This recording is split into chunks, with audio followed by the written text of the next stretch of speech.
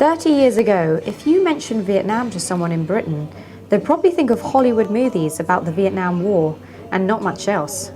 Now, the word Vietnam may be just as likely to conjure up images of trendy London restaurants and funky holiday destinations. My name's Anna Nguyen. I'm 26 years old.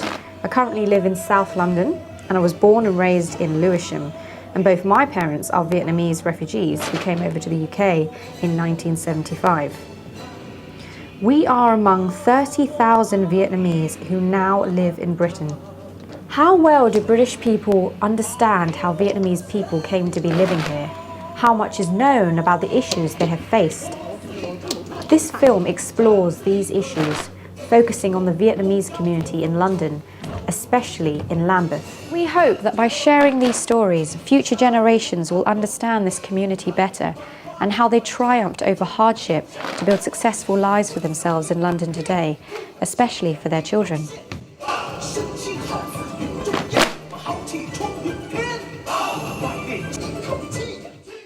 Let's begin with a short history lesson to put our story into context.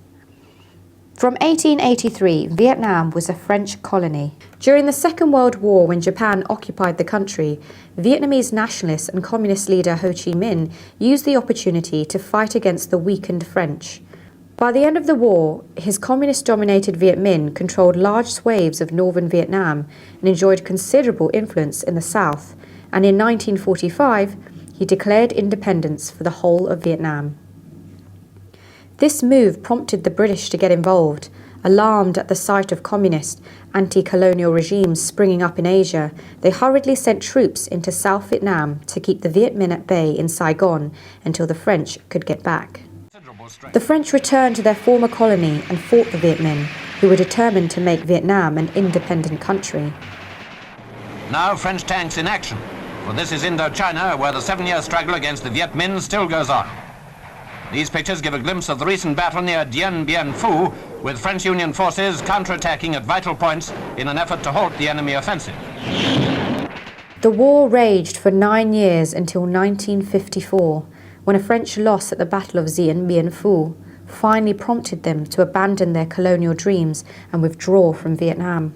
However, under intense pressure from the United States, the victorious Viet Minh reluctantly agreed to partition Vietnam and allow a non-communist South Vietnam to be created under the leadership of Ngat Dinh Diem, a Roman Catholic man from Hue.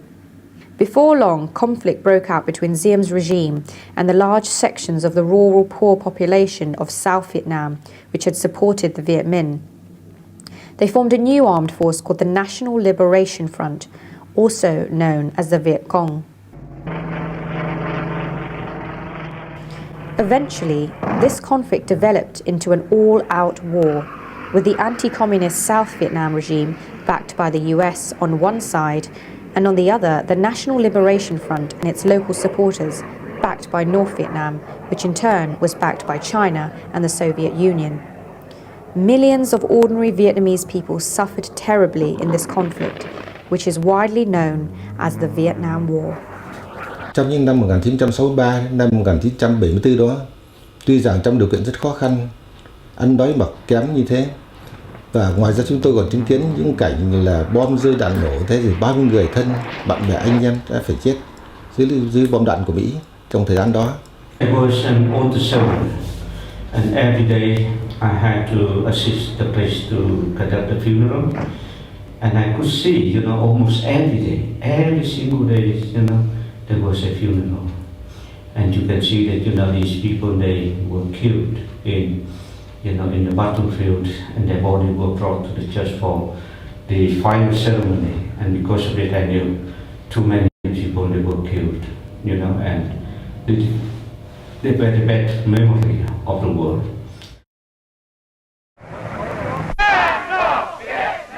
The war attracted widespread international condemnation, including from the British public.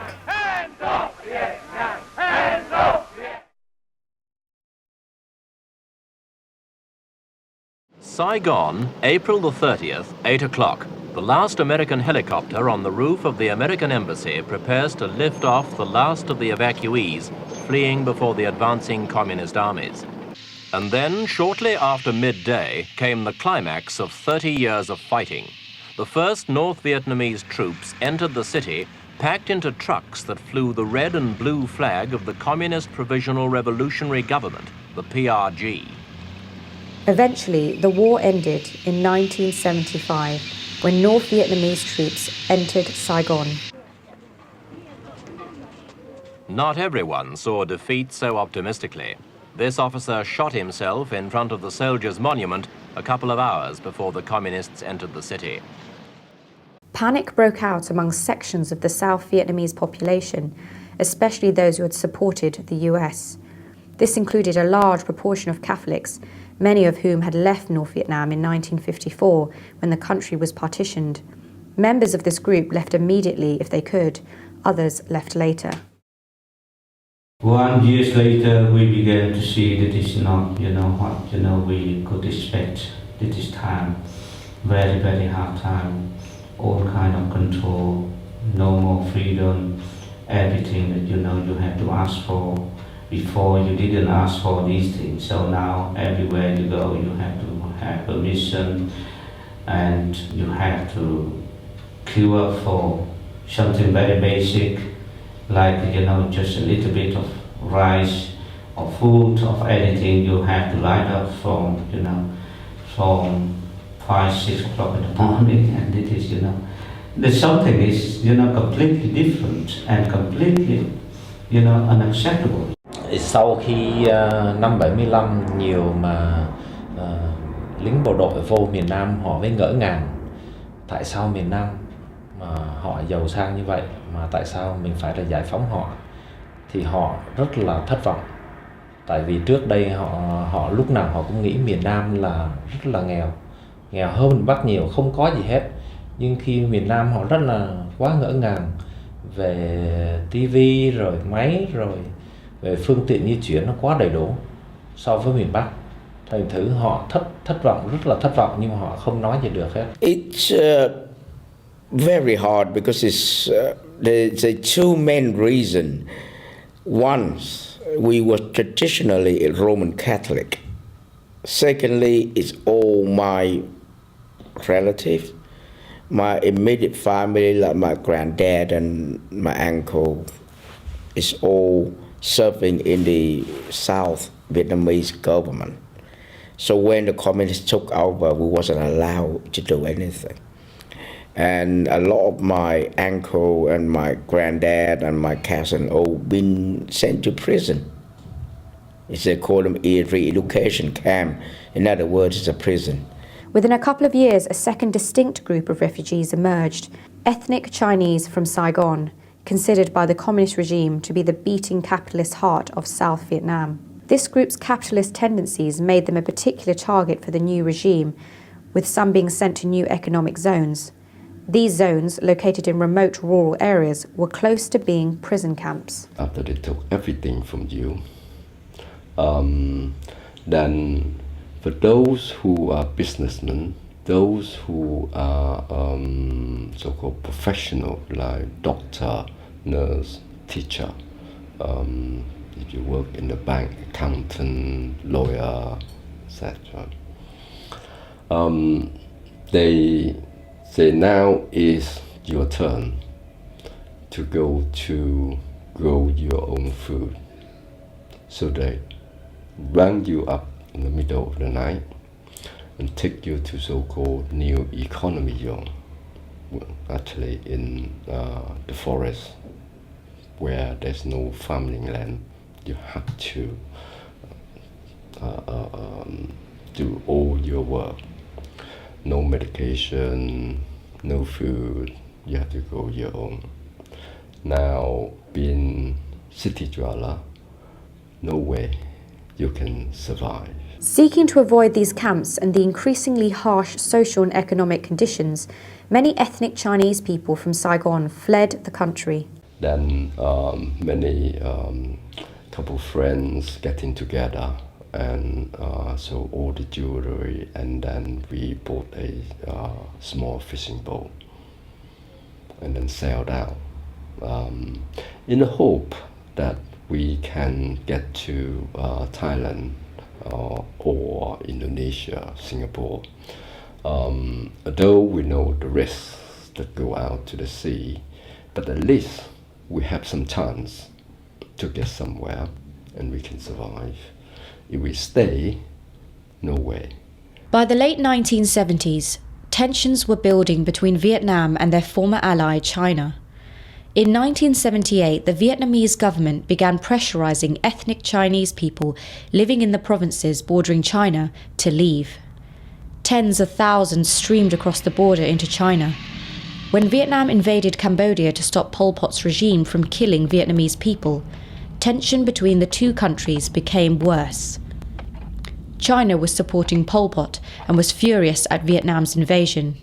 In 1979, China invaded Vietnam and briefly occupied 6 provinces before withdrawing, having supposedly taught its neighbour a lesson. It emerged that some ethnic Chinese Vietnamese had provided information to Chinese troops during the war, provoking outrage in the Vietnamese government. In the eyes of the Vietnamese government, this cast the entire northern Chinese Vietnamese population under suspicion, prompting it to present them with an ultimatum: leave or go to a new economic zone. These scenes show ethnic Chinese Vietnamese crossing the border into China. In some cases, they were stoned by locals. Là vì trong lúc mà giữa Trung Quốc và Việt Nam có những cái xích mích thì bắt đầu Việt Nam không cho những người Hoa ở lại. Thế mà nếu mà ở lại thì phải vào quốc tịch Việt. Thì còn nếu mà không thì là phải đi. Thế thì gia đình cô chọn là đi. Mình bắt buộc phải ra đi, tại vì nếu không ấy thì chính quyền bên ở Việt Nam thì họ không, về sau thì không cho đâu. Người Hoa thì họ ví dụ mình đi dạy học ấy thì họ cũng phải stop, tức là không cho mình dạy. Về nhà tôi nếu mà lái xe thì cũng không cho lái xe đâu. Bắt buộc mình phải ra đi. Whether people left from the south or the north, the journeys were difficult and dangerous. Tất cả những cái tuyến đường xe đò chạy đều có những cái trạm gác của công an. Họ luôn luôn họ hỏi, họ nhìn người là họ biết là người Sài Gòn rồi. Phải bắt một cái túi xách đi nữa là họ đoán là đi vượt biên là họ giữ ngay. Hình thử phải giả dạng như là những cái người để đi thăm bà con nhà mình, quần áo phải mặc lôi thôi lếch thách, bẩn thỉu, có vẻ dạng nông dân làm ăn, chứ còn anh tỏ ra sáng sủa, sạch sẽ, ăn mặc đàng hoàng như ngay, để giữ lại liền đến cái giai đoạn đó họ kiểm soát kỹ lắm, thành thử ra chính vì vậy mà tôi nói là tôi có mấy chuyến mà đều bại cả chứ không phải là đơn giản mà đi thoát được, mà hầu hết ai cũng bị lừa một vài lần chứ không thể nào một lần đầu tiên mà thành được. Mẹ mình có đưa mình ít tiền nhưng mà nói với mẹ mà con không có cần đâu, tại nếu con chết thì con chết, nếu mà con không chết thì con sẽ sống, con sẽ tìm cách để con sống. Còn thứ mẹ không có phải lo vấn đề đó gì hết. Thứ mẹ ở nhà mà mẹ yên tâm để mà mẹ chờ đợi cái tin xấu tin tốt, mẹ vẫn chờ đợi mẹ ở nhà mẹ đọc kinh cho con là được, rồi cầu nguyện cho con. We were driving toward all this city of light, which I guess it was Singapore. And when we were gearing toward it, and we see this aeroplane on top of us came down, and they were flying on top of our boat, and they're shooting a rocket with lights, indicating that we got to stop, but we still carry on. And then all of a sudden behind us is a massive police ship traveling on a very fast speed, and they shoot a green color at us, and we still carry on driving. And then they shoot the red one, so they give us a signal that we got to stop. So when we stop, we see all these policemen standing there with machine gun guarding us, which is indicating that we're not allowed to go in there, stopping everything. So they jump over, they tie the rope on our boat, and then tow us back out in the open sea. You got to remember, because it's when we travel on that boat, there was a priest, Monsignor Peter. He was traveling with us, So when we been towed out from Singapore, they took us out in the middle.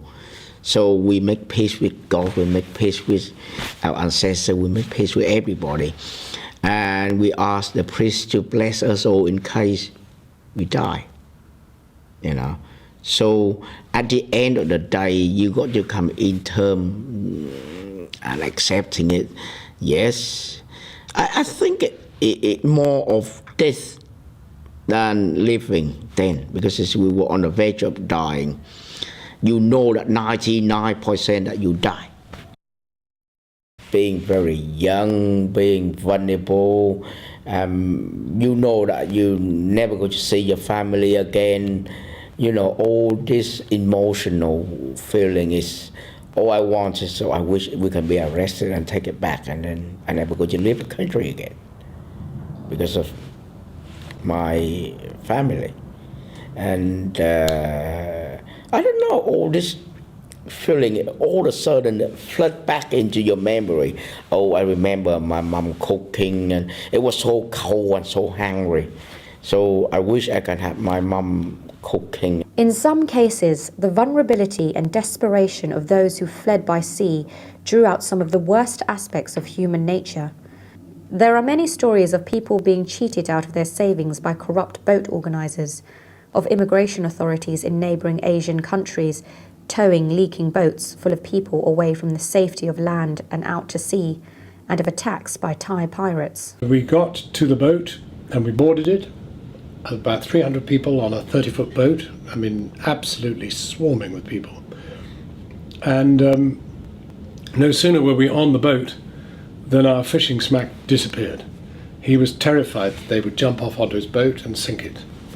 So we stayed on the boat, and this is my one kind of encapsulation of what I think was a complete commonality.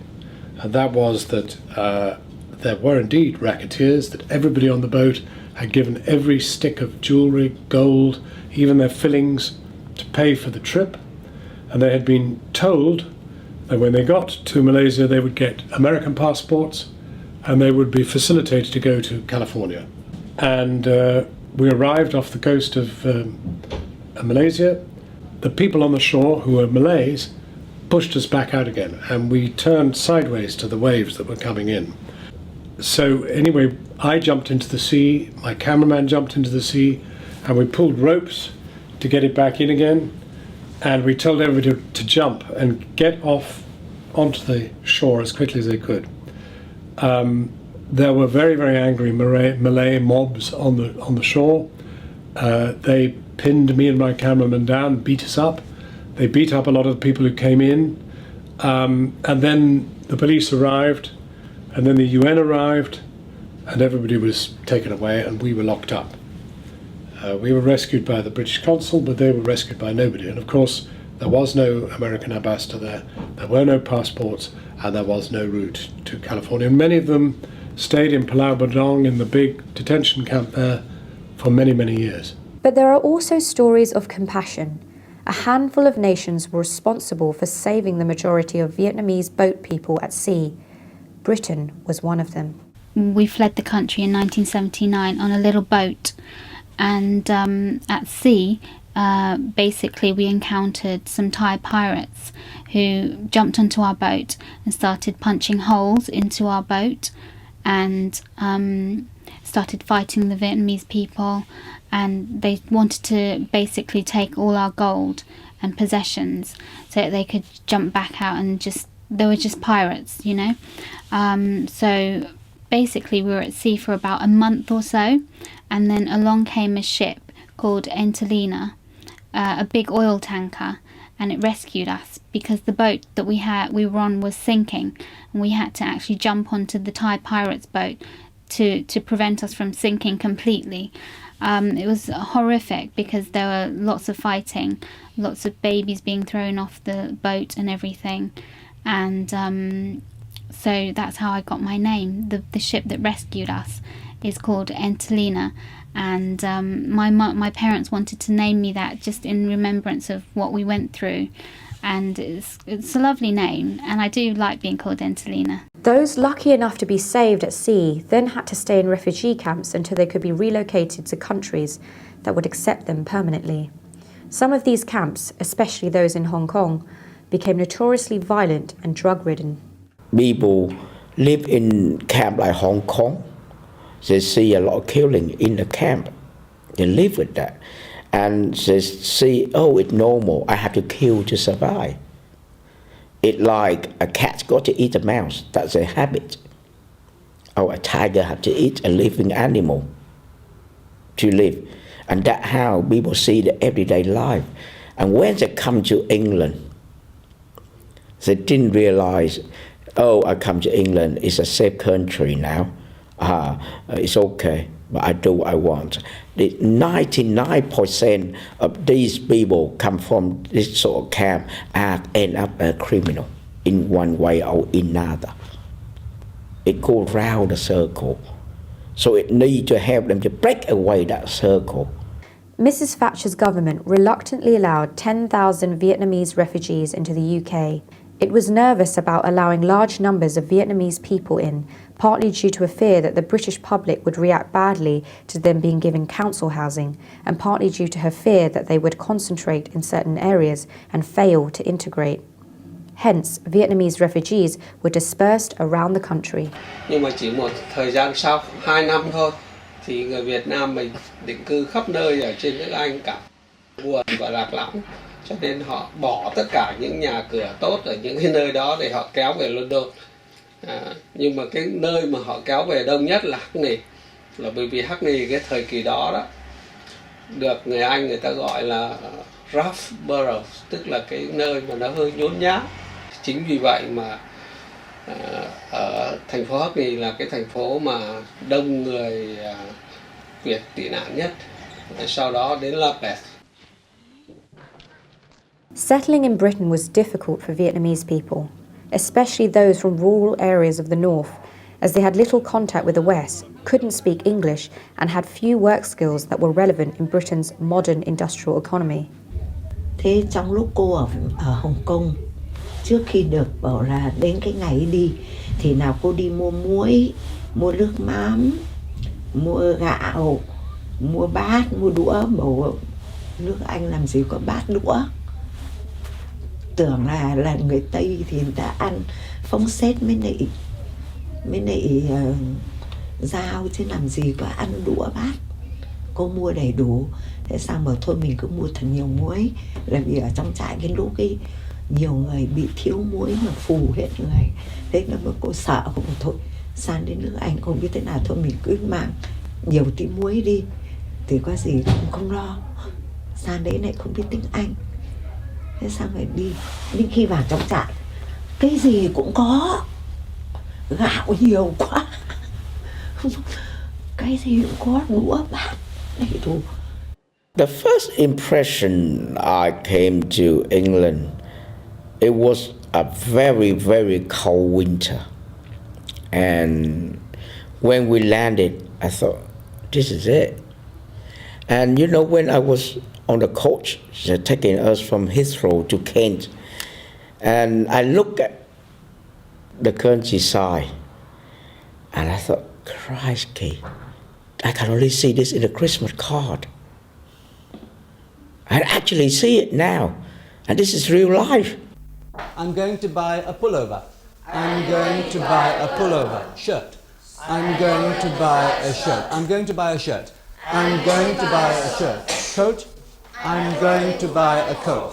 Matters were made worse by the fact that there was no Vietnamese community already here, and Britain was experiencing economic depression. I myself, I can speak English and business. Then when I apply for a job in the business, and at the interview, they will ask, what experience do you have doing business in the UK? I say, no, I just arrived. I have my own business in Vietnam, but I just arrived here as refugees. So therefore, that I don't have any experience working here. If you don't have experience working in the UK, then nobody wants you. That's apart from you work in the factory, then that's okay. So that's why I decided to use my language skill and go into the community work and social work.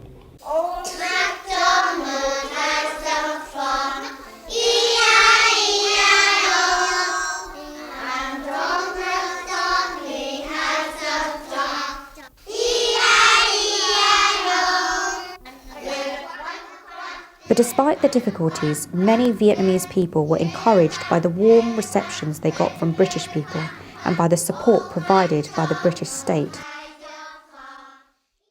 Cô vừa mới ở trong trại một cái thì là được độ vài tháng thì là ngày Christmas, tức là ngày Tết của Tây đó. Thì họ đón cả gia đình cô về nhà họ, đón cả về gia đình ở đây cùng ngủ qua đêm để ăn cái ngày 25 nhá.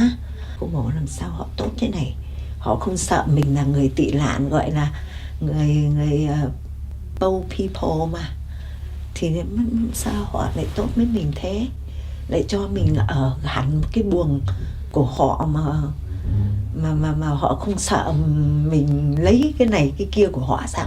Họ không sợ, họ tin mình quá, thành ra lại thấy cảm động chứ. Thế sao người ta ăn uống, nhưng mà thực thà ngày đầu tiên thì ăn uống của về cái turkey gọi là ngày 25 đó thì được ăn. Thì bọn cô thì cũng chưa biết ăn mấy. Thì đầu tiên thì mới học được câu yes, please, hello, thank you. Thì cái gì cũng thì cũng nói thì họ thì bên này cái câu bảo ngon.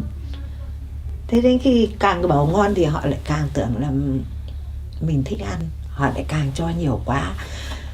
Sự thực không ăn quen, xong rồi cứ nhìn nhau không biết làm thế nào, cố ăn.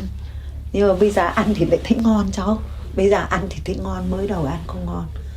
Cô thấy là những cái thái độ của những người Anh ấy, thì đối với lại tất cả những các người tị nạn tốt lắm. Mà khi tôi đến nước Anh, tôi thấy cái xã hội Anh, chính phủ Anh lo cho người dân của họ một cách thật là chu đáo. Như các cô thấy bây giờ là được trợ cấp xã hội, được cấp nhà cho ở, con đi học miễn phí cả trung học, tiểu học, rồi đủ một thứ trợ cấp như vậy. Tôi rất là xúc động, một cái xã hội mà nó tổ chức được như thế, lo cho người dân được như thế thì mình thấy rất là cảm xúc.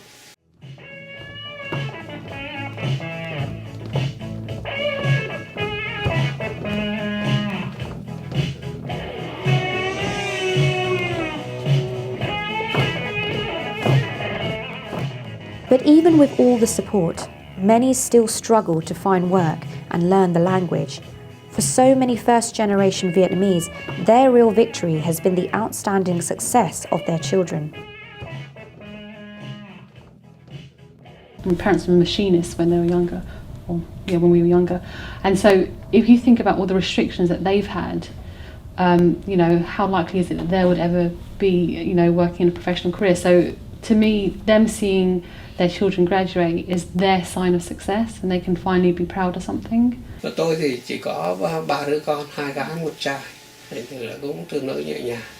Bây giờ thì tụi nó thành công hết rồi. Một cháu lớn thì bây giờ nó cũng tốt nghiệp kiến trúc, rồi nó cũng mở nhà hàng riêng.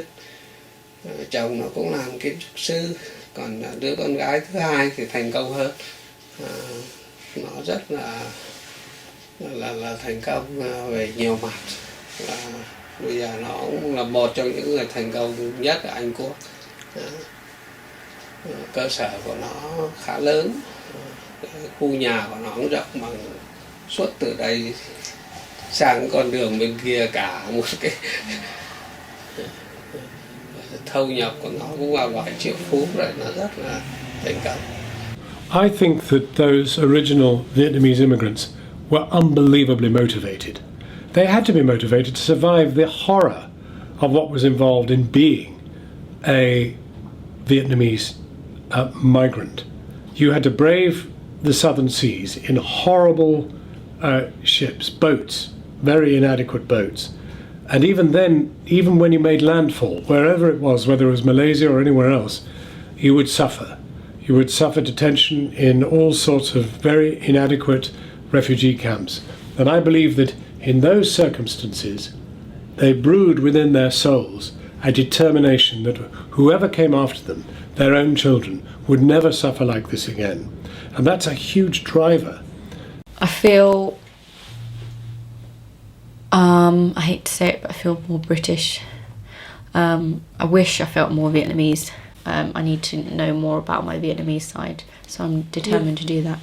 I think it was when my granddad passed away in around 97, where we did a 3-day funeral, and it was so heavily kind of based in traditional our practices that was completely new to me at the time I was a teenager. I remember that was the point where I really was very conscious that I had a different culture, or I had different values compared to the kind of host society. And I think it's been challenging as an individual to, because I think at those moments you either feel strange within yourself and feel different and feel a bit isolated, or you can recognise that you have an added value, that you can actually pick up different cultures and understand people from different places. Speaking Vietnamese has its perks, I think, for many different reasons. First of all, yes, to communicate with my parents, and also I think it's great to know a second language.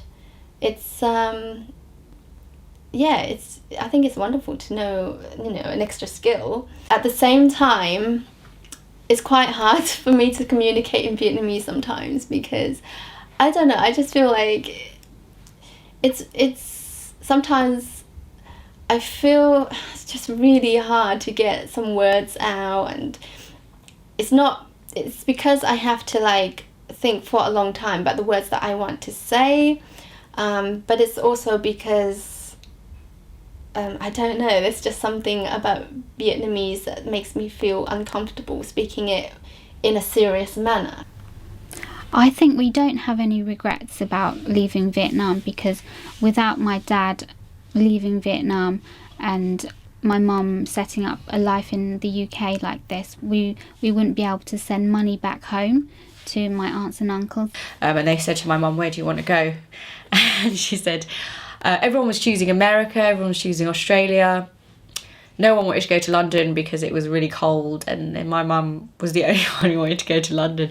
And they were like, okay, so why do you want to go to London? And she said, I want to go to London because I like the Queen very much. She's very polite and very happy. So she wanted to go to London because she'd seen, pictures of the Queen. And damn good choice, mother. Damn good choice. I'm very grateful. Every day I'm grateful to be here.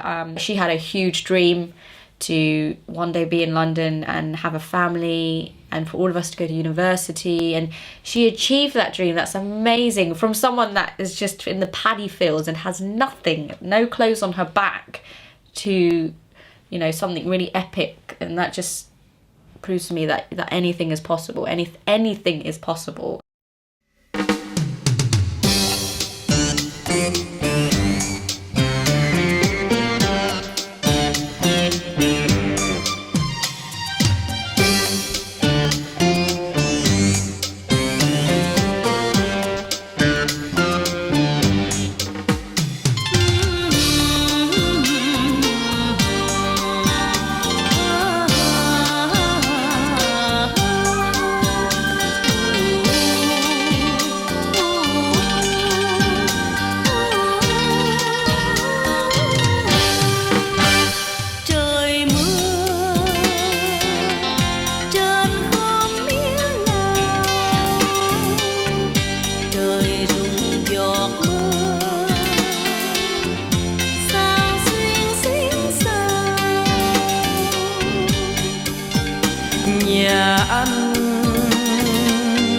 dẫu đổ bìm leo, mà nhà em mẹ cha rào mấy lứa rào. Hỏi chớ con đường mòn nào mà hai đứa để gặp nhau, xuôi nên ta làm việc nhiều kiếm đồng tiền để dành mua sắm trầu cao.